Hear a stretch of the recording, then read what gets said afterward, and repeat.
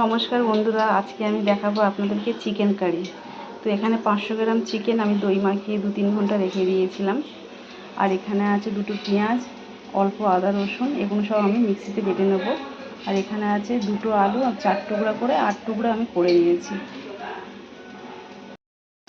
আমি এখানে কড়ার মধ্যে তেল দিয়ে দিয়েছি, সরষের তেল পরিমাণ মতন। তেল গরম হয়ে গেছে। আর এখানে আছে আলুটার মধ্যে আমি অল্প নুন আর হলুদ মাখিয়ে নিয়েছি। এবার এটাকে আমি লাল করে ভাজবো।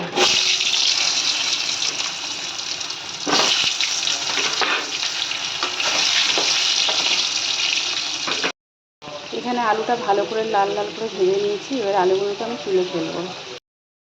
আমি আলুগুলো সব তুলে ফেলেছি, এখানটায় দেখতে পাচ্ছেন। এবার এখানে আমি দিয়ে দেবো 1 চামচ চিনি। চিনিটা ভালো করে লাল লাল করে ভেজে নেব। নিয়ে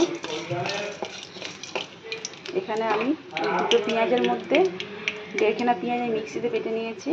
আর হাফ পেঁয়াজ আমি কুচিয়ে নিয়েছি, সেটাকে আমি ভেজে তুলে নেব। এখানে চিনিটা খুব ভালো করে হয়ে গেছে। এবার দিয়ে দেবো আমি অর্ধেক পেঁয়াজ কুচিটা। এই পেঁয়াজটাকে ভালো করে একদম লাল লাল করে ভাজতে হবে। এখানে পেঁয়াজটা খুব সুন্দর লাল লাল করে ভেজে নিয়েছি। এটাকে আমি পুরো তুলে ফেলবো। এইবারে দিয়ে দেবো এর মধ্যে 1খানা তেজপাতা 2 টুকরো করে। আর দিয়ে দেবো বাটা মশলাটা।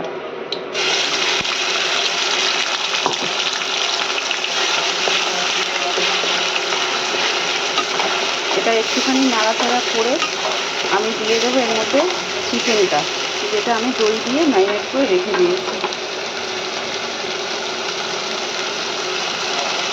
সব একসঙ্গেই কষা হয়ে যাবে, মশলাটাও একসঙ্গে ভাজা হয়ে যাবে। আমি দই থেকে ছিটে ছিটে মাংসগুলোকে দিয়ে দিয়েছি। এবারে দিয়ে দেবো আমি নুন, পরিমাণ মতো নুন দেবো। আর দিয়ে দেবো এখানটায় 1 চামচ জিরের গুঁড়ো, 1 চামচ হলুদের গুঁড়ো, 1 চামচ লঙ্কার গুঁড়ো।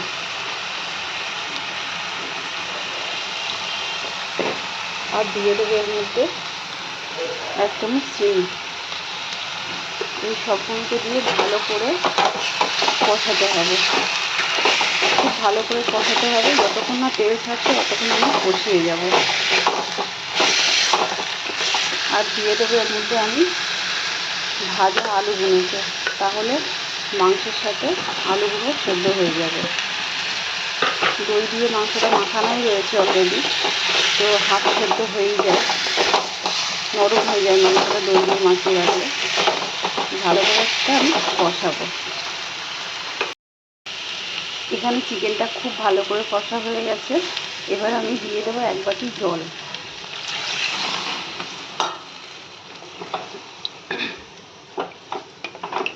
এই জলটা দিয়ে আমি 10 থেকে 15 মিনিট আমি ঢাকা দিয়ে রাখবো, যাতে ভালো করে চিকেন আর আলুটা সেদ্ধ হয়ে যায়।